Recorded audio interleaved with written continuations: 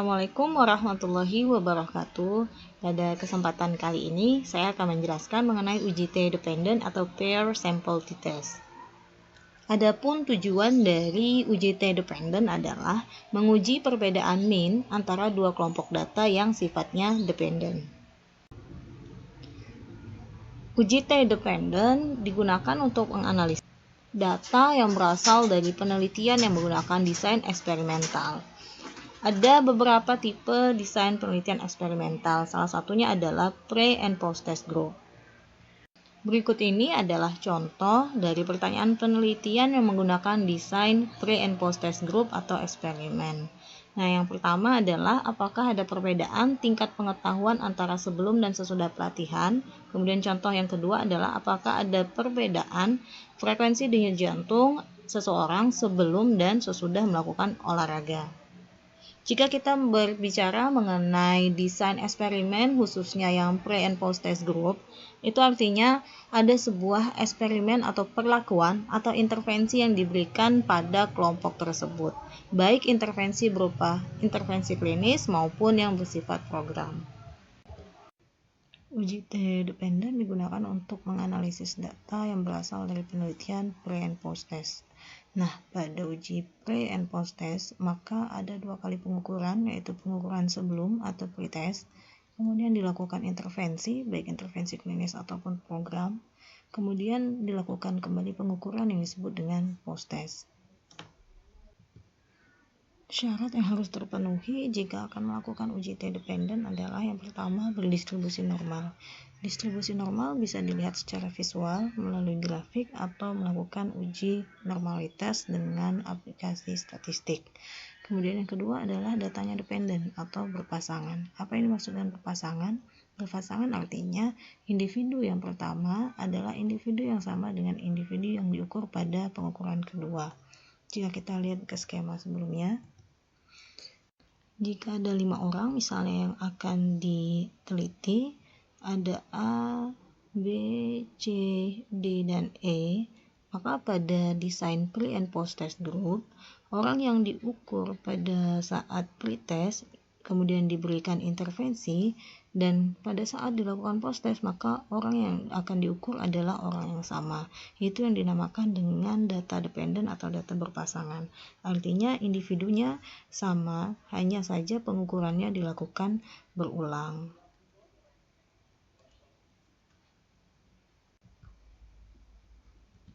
Kemudian syarat yang ketiga adalah datanya adalah dua kelompok. Apa yang dimaksud dengan dua kelompok?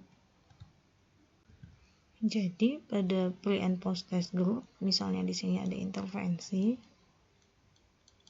maka yang dimaksud dengan dua kelompok adalah data pre-test, ini adalah kelompok pertama, kemudian post-test ini adalah kelompok yang kedua, sehingga disebut bahwa data uji T-dependent itu memiliki dua kelompok.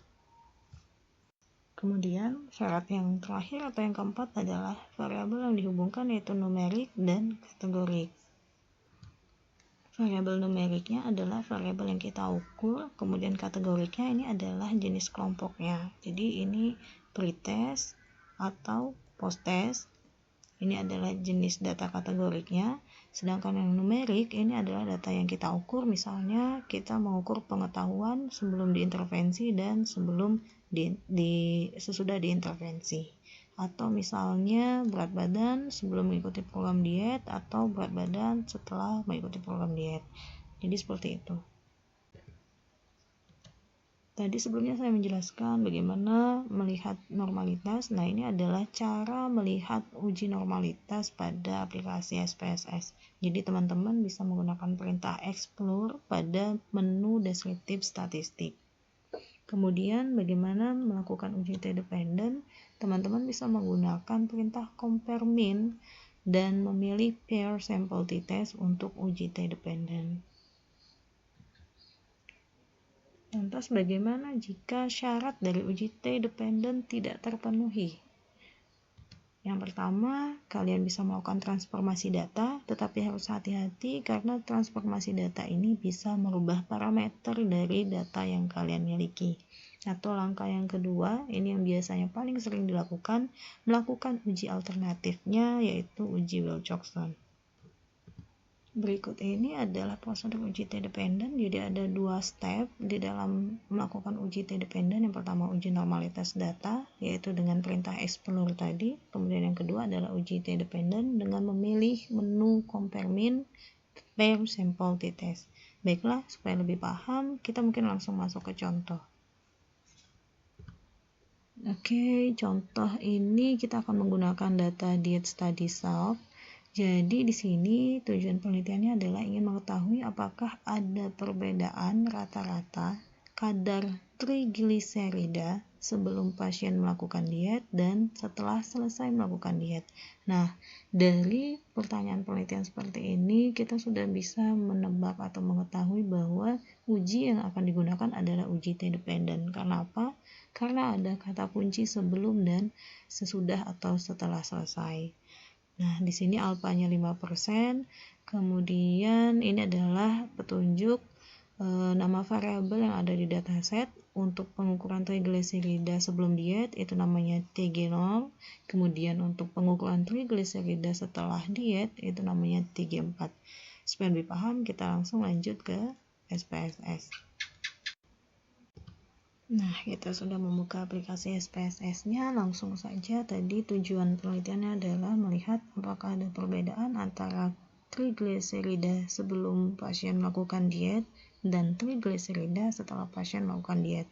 Nah, di sini ada data TG0 dan TG4. Yang pertama kita lakukan adalah melakukan uji normalitas data dengan cara analyze, deskriptif, kemudian explore. Masukkan variabel yang ingin diuji normalitas yaitu TG0 dan TG4 ke dalam kotak dependent list.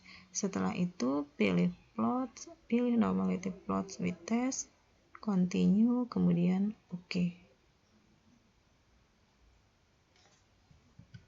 Nah, hasilnya tinggal teman-teman lihat di test of normality.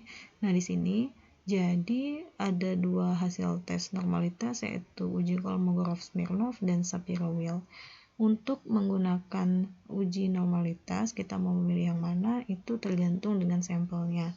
Kalau sampel kita kurang dari 30 maka gunakan Shapiro-Wilk. Tapi jika sampel kita lebih dari 30 maka gunakan Kolmogorov-Smirnov. Nah, kebetulan di sini sampel kita kurang dari 30 sehingga kita menggunakan Shapiro-Wilk.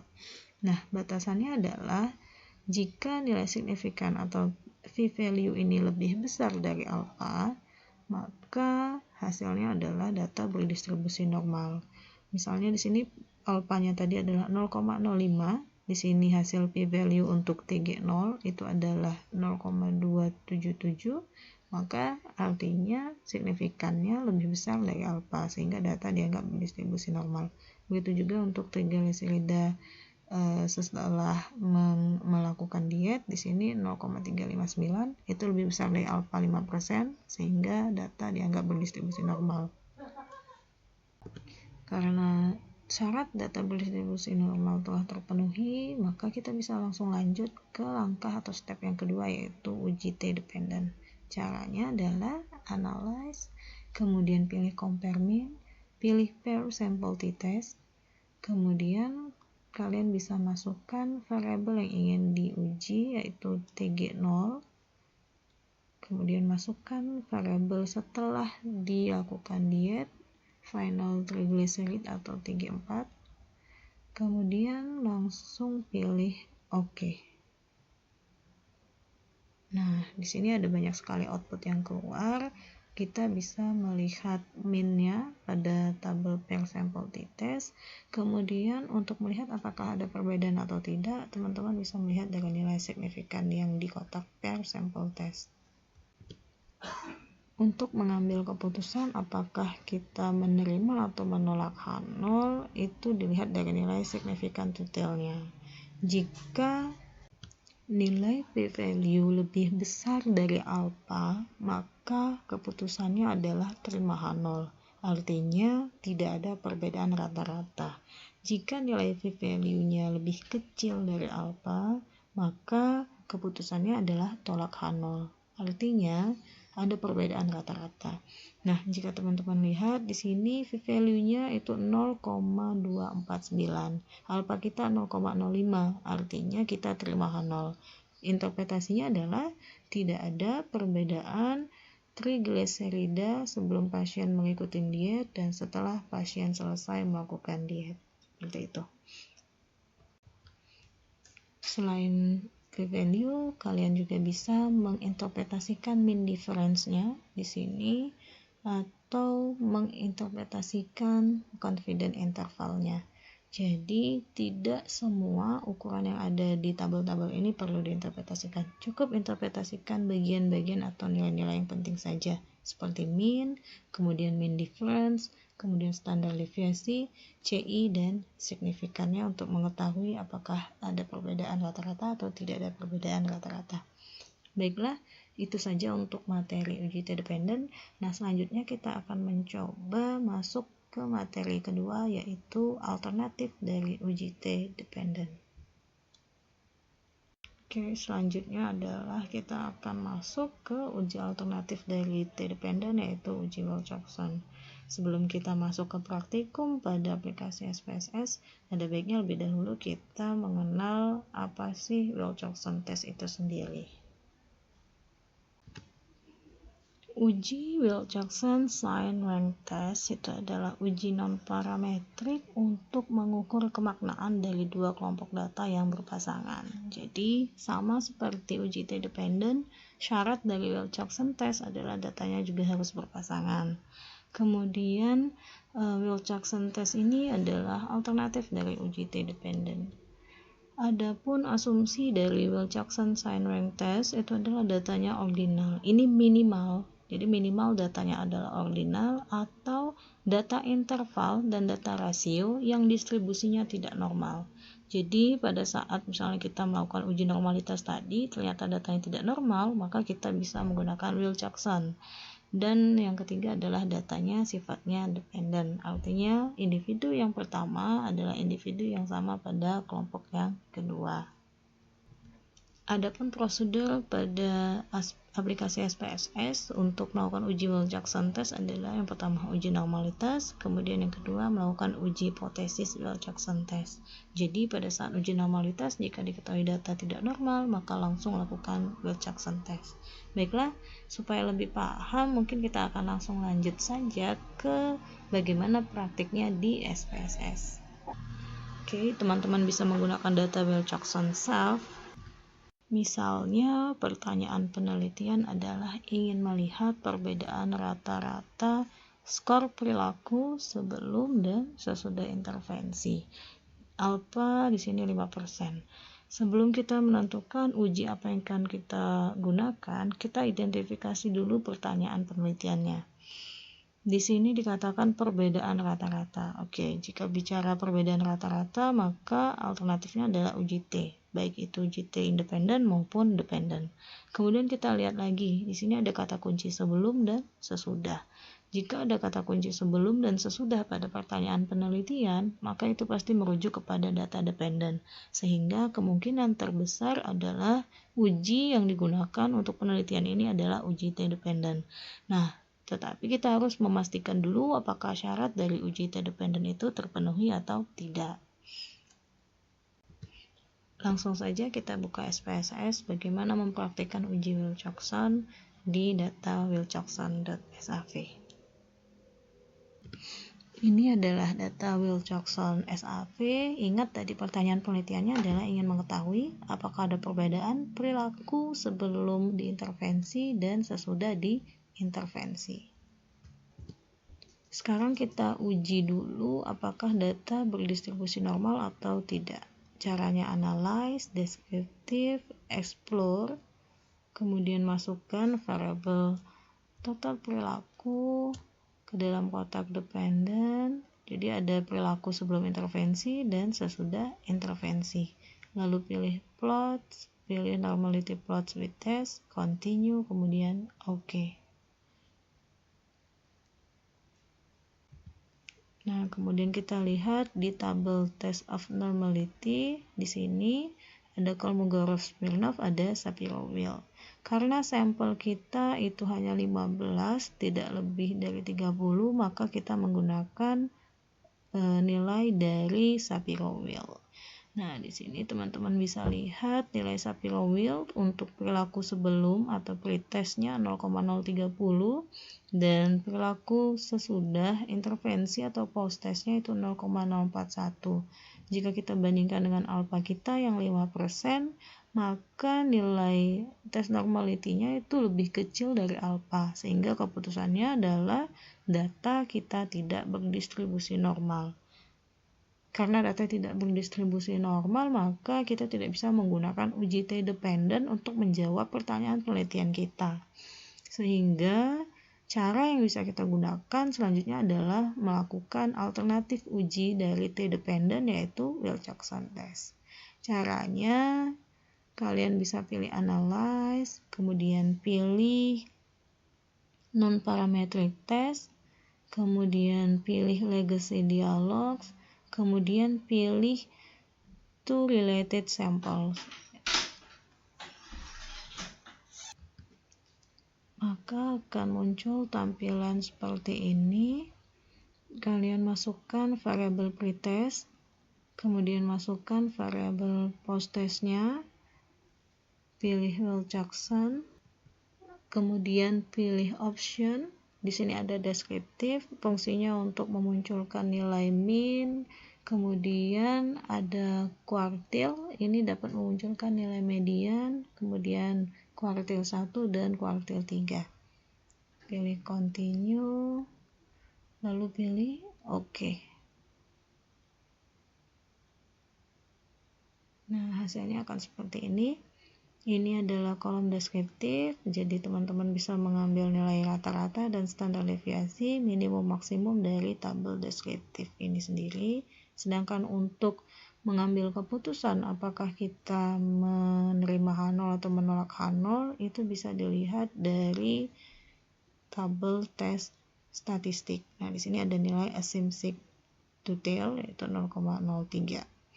Nah, di sini asymmetric-nya atau p-value-nya 0,03. Alpha kita 5%, artinya p-value-nya lebih kecil dari alpha.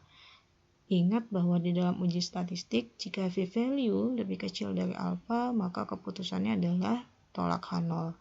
Artinya, penelitian ini kesimpulannya ada perbedaan rata-rata perilaku sebelum diintervensi dan perilaku setelah diintervensi.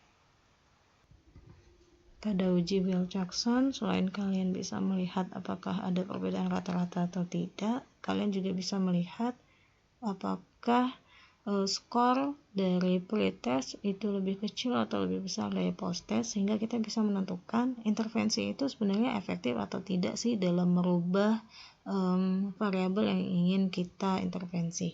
Nah, di sini bisa dilihat di tabel ranks, itu ada nilai negatif ranks, kemudian positive ranks, dan ada ties.